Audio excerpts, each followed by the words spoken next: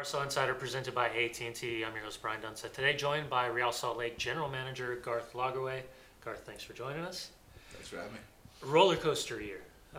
Looking back a year ago, ups and downs of 2011. Did you ever, in any way, shape, or form, think that you guys would go through what you went through? It's a weird rhythm to a season, right? When you play you make the CONCACAF Champions League final, and in April you effectively play your Super Bowl, and then you got the rest of the season afterwards. So I would say that it was always going to be a little different rhythm any way you cut it. And obviously when we had the excitement, the building, momentum, and the whole country getting behind us in the context of CONCACAF and tying the away leg, and then not being able to seal the deal at home, that was as bitter a disappointment I think as you're ever going to have, and I think that would have posed its own problems.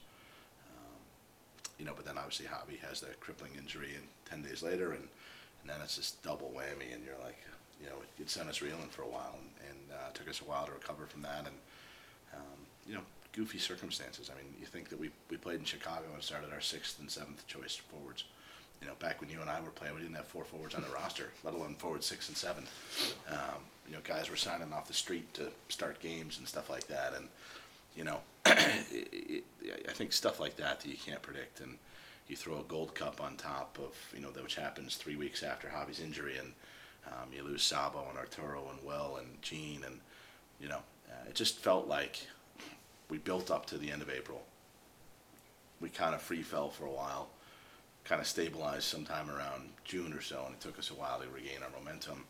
And we played pretty well through the end of the summer, and then didn't finish strong again, but then pulled it back together again for the playoffs. So, that's the roller coaster that you're describing, and it's a wild year, man. And it felt like when Borchers and Olave got hurt in the playoffs, it really felt like this just isn't gonna come together for us. I mean, and even a step before that, Javi comes back. That game, Beckerman gets kicked out, suspended for the rest of the season. Even then, you overcome that, win the first game against Seattle, and you have your starting lineup on the field for exactly 23 minutes before Olave limps off, and then Borchers goes off the second half, and you're like, okay, that's the way it's been all year. So, goofy year. A year ago this time, teams in their own individual preparation for preseason started January camp. First couple of days, you guys do fitness testing, and with the exception of one player on the entire roster, you had an entire team that beat their previous mid-season marks as far as their physical fitness was concerned. Do you feel from that point that you saw a team that had set the bar in their own minds of what they needed to do in terms of preparation for the start of a year that was weeks earlier than pretty much any other team in MLS, with the exception of the Columbus Crew?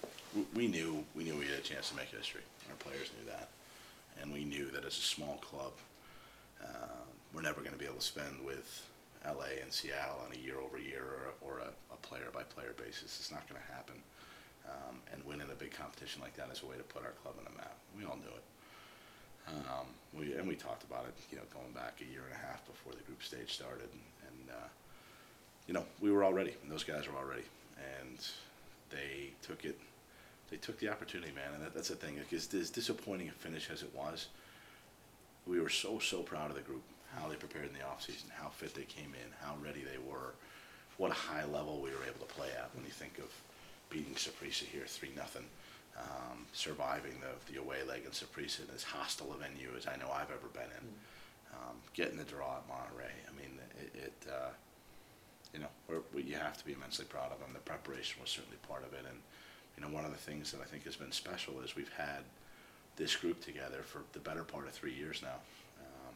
And the disappointing part is we've only won one title.